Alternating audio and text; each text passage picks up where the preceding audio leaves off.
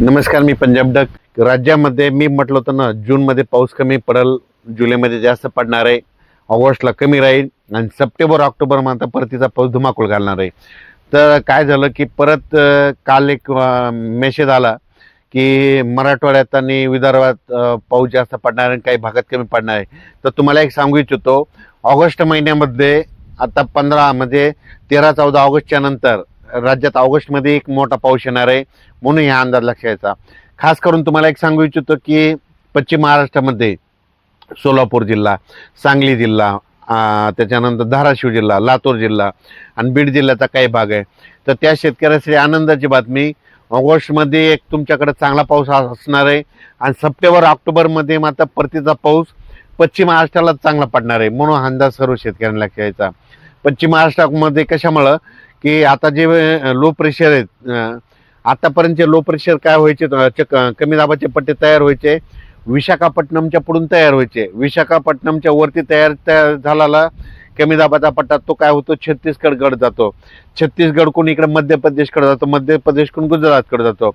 पण चेन्नई जवळपास जर झाला तर ते काय होतं, सरळ काय होतं, तेलंगणात येतो, तेलंगणातून महाराष्ट्राकडे येतो. म्हणजे 20 सप्टेंबर नंतर, तर तुम्हाला एक सांगू इच्छितो, 20 सप्टेंबर नंतर राज्यात काय होणार आहे, पश्चिम महाराष्ट्रातले जे काही वंचित जिल्हे आहेत तिकडं देखील खूप मोठा पाऊस पडणार आणि त्यांचा देखील सरासरी भरून निघणार आहे, म्हणून हा अंदाज त्यांनी लक्षात घ्यायचा. पण राज्यात ऑगस्टमध्ये पाऊसच कमी पडणार आहे असा मेसेज आला. पण तुम्हाला एक सांगू इच्छितो, एल निनो वगैरे काही नसतं. काय असतं, समजा हे महाराष्ट्र आहे, महाराष्ट्रामध्ये एखादा जर कमी दाबाचा पट्टा असला तर तुम्हाला एक सांगतो, दुसऱ्या राज्यामध्ये काय होतं, नुसतं वारं सुटतं आणि तिकडलं आभाळ आपल्याकडे खेचलं जातं. पण आता काय होणार आहे, परत हे ऑगस्ट महिन्यामध्ये परत एक कमी दाबाचा पट्टा तयार होणार आहे. ते काय होणार आहे, तयार झाल्याच्या नंतर ते जाणार आहे छत्तीसगड, छत्तीसगडकडून मध्य प्रदेशकडे जाणार आहे, मध्य प्रदेशकडून उत्तर प्रदेशकडे जाईल आणि हरियाणाकडे जाईल. मग तिकडे गेल्याच्या नंतर काय होईल, मग हे आपल्याला 10-12 दिवस म्हणजे आता 13-14-15 ऑगस्ट पर्यंत मग आपल्याकडे नुसतं वारं सुटलं आणि आपल्या इकडं पाऊस थोडाफार कमी होणार आहे. त्याच्यानंतर काय होणार, परत प्रणाली ते जोपर्यंत परत एखादं तिकडं आणखीन तयार झालं तर परत 10 दिवस पुन्हा आणखीन वाढत जातात.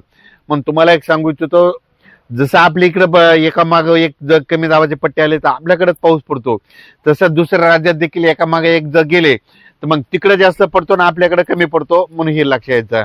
एल निनो वगैरे ह्या टायमाला काही नसतं. राहिलं प्रश्न तर तुम्हाला सांगतो, आपल्या महाराष्ट्राला 2 समुद्र आहेत, एक अरबी समुद्र आणि एक बंगालच्या खाडी समुद्र. अरबी समुद्रातून जरी पाऊस नाही पडला तर काय होतं, माझी सगळ्याला विनंती आहे, तुम्ही काय करा, 1 तारीख लिहून ठेवा.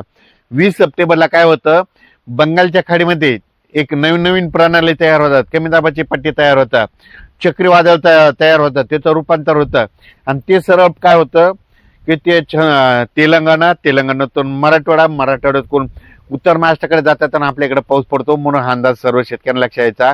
राज्यात आणखीन तुम्हाला शेतकऱ्याला सांगू इच्छितो की ऑगस्टमध्ये देखील पाऊस पडणार आहे, पण ऑगस्टमध्ये एकच पाऊस मोठा राहील. सप्टेंबर ऑक्टोबर मात्र परतीचा पाऊस मात्र राज्यात ठिकठिकाणी धुमाकूळ घालणार आहे, म्हणून हा अंदाज सर्व शेतकऱ्यांना लक्षात यायचा. हल्लेलं वगैरे काही नसणार आहे, पाऊस खूप पडणार आहे आणि यावर्षी 13 नोव्हेंबरला मात्र थंडी येणार आहे. 1, 2, 3 नोव्हेंबरला देखील राज्यात पाऊस असणार आहे आणि 13 नोव्हेंबरला मात्र थंडी येणार आहे, म्हणून हा अंदाज लक्षात घ्यायचा. जे वंचित जिल्हे आहेत म्हणजे राज्यात आता याच्यात देखील खूप पाऊस झाला, पण याच्यामध्ये काही जिल्ह्यामध्ये कमी आहे, तर त्यांनी देखील घाबरून जाऊ नये. तुम्हाला ना आता सप्टेंबर ऑक्टोबरमध्ये चांगला पाऊस पडणार आहे, म्हणून तुम्ही देखील, तुमच्यासाठी आनंदाची बातमी.